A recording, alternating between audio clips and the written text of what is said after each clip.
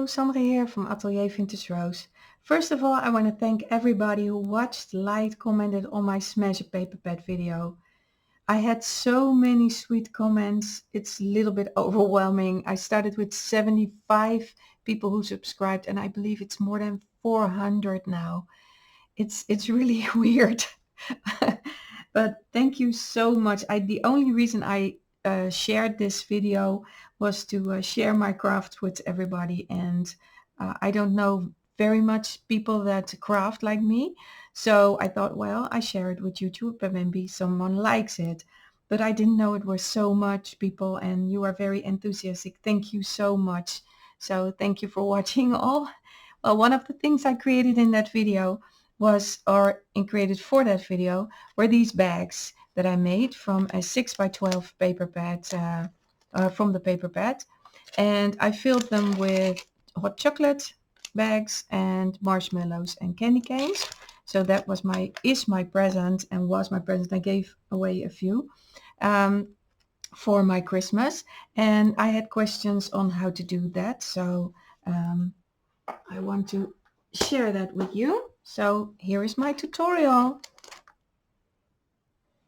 So here we go. We start with a paper that is 12 inches by 6 inches, or in centimeters, 30 centimeters by 15.2 or 15.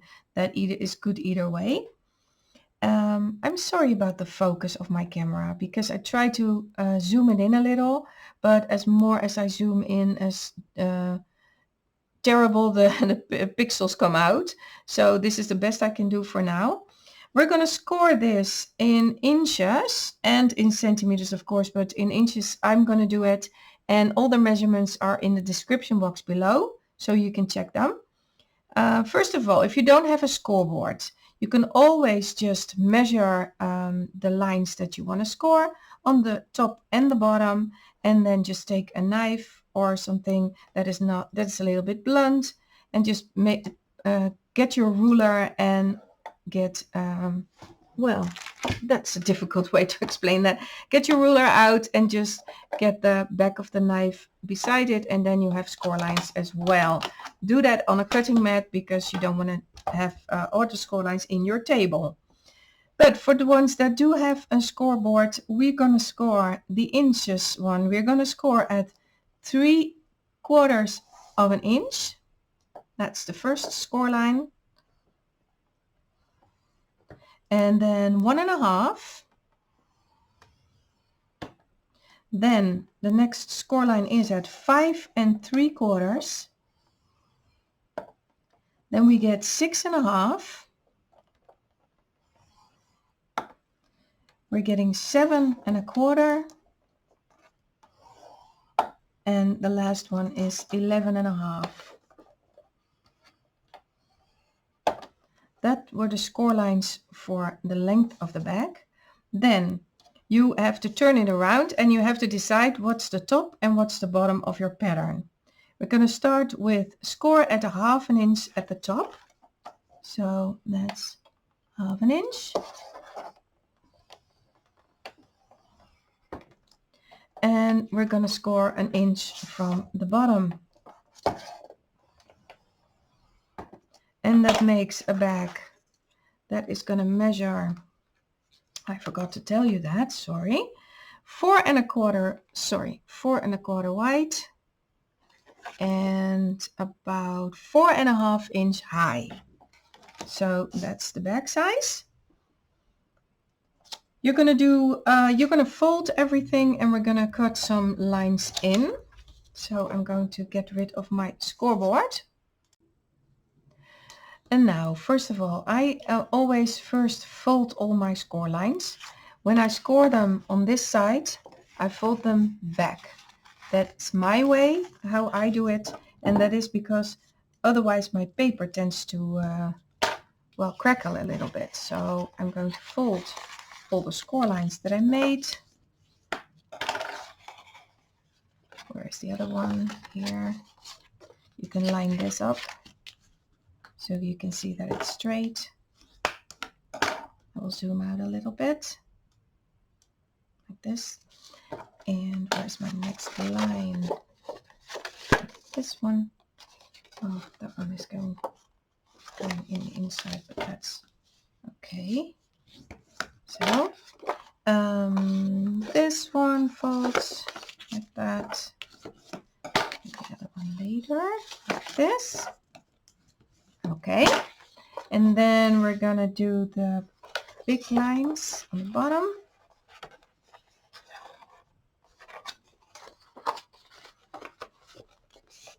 From this side, like so. And with the small line, you just have to manipulate it a little bit and help it. You can also do that with getting your ruler out and fold it around the ruler, like so. Okay, so now we're going to cut stuff off. This is where you begin. This was the first, this is where we started with our score lines, the two bigger parts, but we're going to turn it around and we're going to start with the little flap at the end. That is the one that we did not measure. It's just the piece that is left over. And we're going to get the upper corner and the lower corner. We're going to get rid of that. So you're going to put your scissor just besides the score line, on the inside of the score line, and you're going to do the same with the corner here with the other side, and then you just cut off a little piece. So on the inside of the score line you're going to cut, and then you're going to cut this on the inside of the score line. And you see that? Sorry, I was out of frame. So that's the only thing you're going to cut off from the length. It's just those little corners that were on the little flap that you scored at the end of your scores. Then you have two big compartments and these small compartments. For the big compartments, you just cut down one line here. Then you're going to cut the other line next to the score line on the inside up to the score line above. And then you have a little flap here. You're going to do that with the other ones too. So with the big flaps, you're going to just cut it in beside the score line like that. And then the only thing that's left are these two flaps that you have. And you're just going to cut the outer edges. I don't know if you can see this. Wait, I will fold this over. You're just going to cut the outer edges of the flap up to the score line. So it's a little bit of a tab.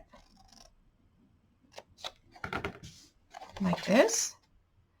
So you get this, and you're going to do the same with the outer one. Like that. And on this side. And that's all the cutting you have to do. So now you only have to assemble it. And if you want to keep the height, if you want to have more height, then you don't have to score this one on the top. But I think it's handier because you have a little bit of sturdiness in the top when you want to do your ribbons through, put your ribbons through.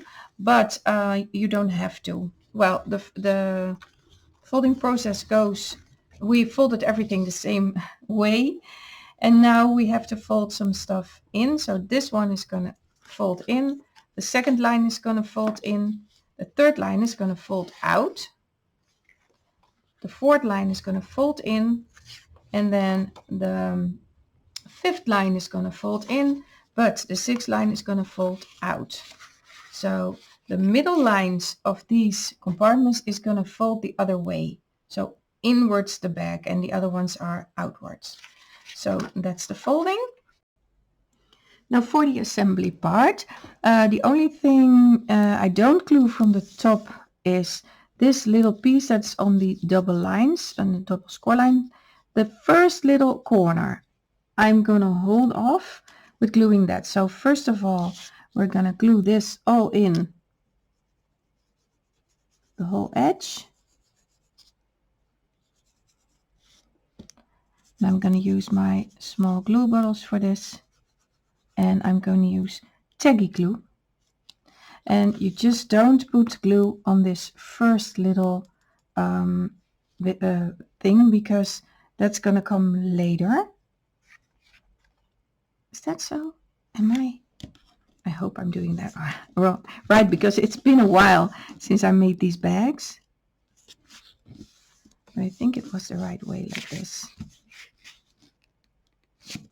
You can just glue this on, fold it up a little bit, and make sure everything is glued down. I do it like this, pinch them, sorry, so the glue sticks better, like so. Yeah. The next step I already forgot, but the next step is, after you glue the top edge down, you have to mark for 1 inch from the side on that little edge, 1 inch from each side from the long side, and you're going to do the other one as well. You have to mark a little dot, and then you get your tool wherever you make holes with. I have a crocodile, and then you punch the holes. Wait for it. You punch the holes so that you have those holes in the little edge. I forgot that step. I already filmed the gluing of the bag, but you have to do that first. We left this without glue because you're gonna put the little edge that you have here in this edge, underneath that part you didn't glue down. And what I'm gonna do is, in that part on this side, on this side, the inner side of that, I'm going to put a little bit of glue, but not close it yet. I put a little bit of glue, but not close it. And then on the other side, I'm going to put glue on the little flap that's here, like so. And then we are going to put this one inside here, like that. And then we are going to grab this and fold it so it's flat on the table. So that flap that was there is inside the other part now, as you can see here. Sometimes you can see that because of its handwork and the folding, you can see a little edge, and we can cut that off now. So this is glued down, and I'm gonna cut that little stripe just like this. I'm gonna cut that off like that. Next, I'm gonna put a little picture that I had from Pinterest, from the internet.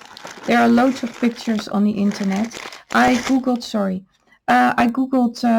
vintage Christmas, and I had all these nice things coming up. Like this one, and this one with Sandra with a list. That's from Pinterest, all that I found. And you have to be sure that you cannot sell these bags, so you can't earn money from them. But for personal use, you can, I believe you can use these pictures. And what I do is I just etch the ink the edges. Oh my gosh, I'm just gonna ink the edges with a vintage photo like this, and then I'm gonna glue it on the back like so. Just put a little bit of glue on the picture, not too much because it's print paper, and if you put too much glue on it, you will see through it. I try to center it a little bit and then just glue it down like this. So now the only thing we have to do is to close the back on the bottom. So I'm just going to put it like this, so with the picture away from me. I'm going to put it straight up, and then I'm going to get these folded inwards, and then first of all the one that is on my side I'm going to glue first, and then I'm going to glue the other one close, so that the one where the front, where the picture is like this and not like that. It's what I prefer. So I only have to put some glue on this side and on this side, and then you just hold it a little while and you put glue on the other sides, not too far to the middle, otherwise you will have it in the bag. So you hold it, and then I flip it over, and I'm going to take my bone folder and get inside the bag, so I know the glue really sticks. And that's actually it. The only thing left is to put some handles on. For this bag I used rope, so you need 2 pieces of rope that is 12" each, and you knot some knots at the end, and then you put it through here from the inside out, and you put the other one back in and make 2 more knots, and that's it. Then it will stay there. And to get the other one equal, you just measure it out a little bit for the last knot that you make, and that's it. Then you have these 2 handles. Well, this is one, and then you can do the other one. Easy as that. But these are my little bags that I made. So yeah, I'm sorry for the bad lighting in my room and for the bad quality of my video camera. I hope in the future, if I do more videos, this was not what I intended to do, but I like to do it. If I do more videos, then I have hopefully a better video camera. But for now, thank you for watching. I hope you enjoy making these bags, and please tag me at AtelierVintageRose so I can see what you make, and yeah, have fun creating. Thanks for watching. Bye.